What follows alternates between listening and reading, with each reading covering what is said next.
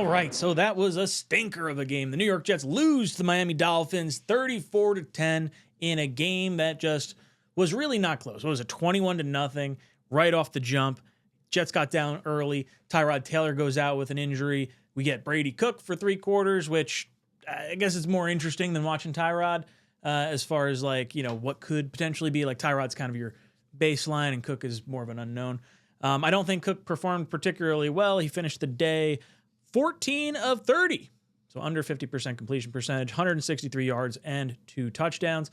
I believe he had a fumble in there as well. Does it not show me this right now? I don't think it shows me this on here. He took 6 sacks also, so really, really not great. So you could say he had 36 passing attempts instead of 30, and just 6 wound up on his back. Look, the majority of today's game was held together thanks to Isaiah Williams running back a kick return, and the Jets special teams unit just absolutely crushing it. And I honestly stopping the ball inside the 5 or 10 yard line a few times. They got the 1 touchback, but man, this special teams unit is something special.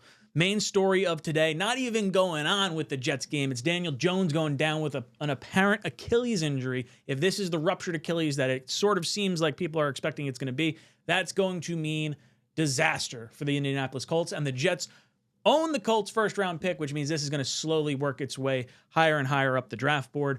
I'll talk about that in just a second. Obviously, the 2027 pick comes into play because with an Achilles injury, we saw what happened with Rodgers last year. It takes a long time to kind of come back from that, and at this stage in the season, tearing it, how quickly is he actually going to come back next year? If he's on the Colts, if that's how that works, he's a free agent at the end of this year.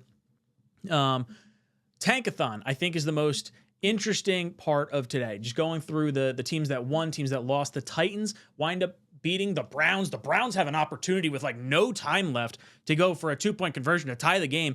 And they do this weird end around where the running back just doesn't hand the ball off or flip the ball around. And they pull Shedeur Sanders off the field. The wonkiest 2-point conversion, which is probably the best thing that Browns fans could hope for, because then your team looks good, but still winds up losing a game that gets them higher up in the draft pick. Irritating. But maybe Shedeur is their quarterback of the future, and I think that means they may not be going quarterback at the top end of this draft. He's looked pretty solid through a few games here.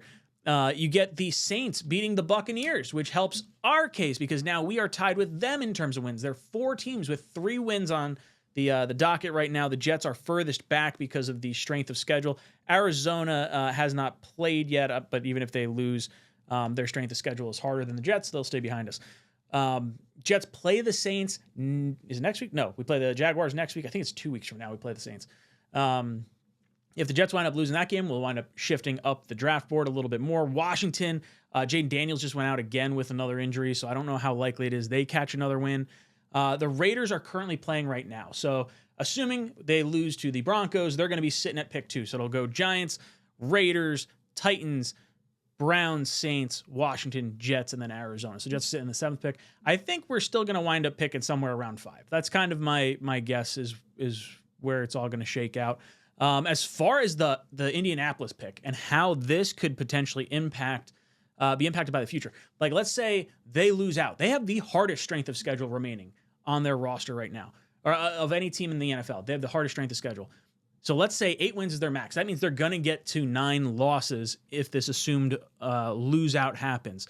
There are currently 10 teams with at least 9 losses. So let's assume, we're sitting somewhere in that 10 category.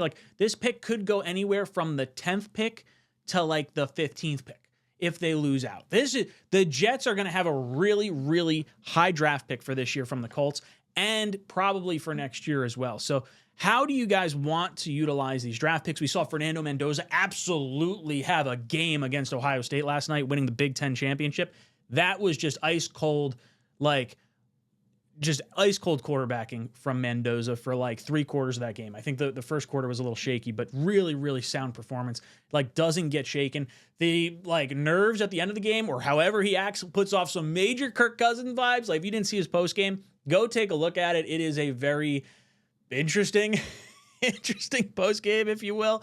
But hell yeah, I'm here for it. Why not? If the Jets wind up getting him, but maybe he's elevated his stock too much. I think I'm on the side of based on how the college quarterbacks played yesterday, Mendoza's really the only one that I kind of want. Ty Simpson, I didn't think played very well.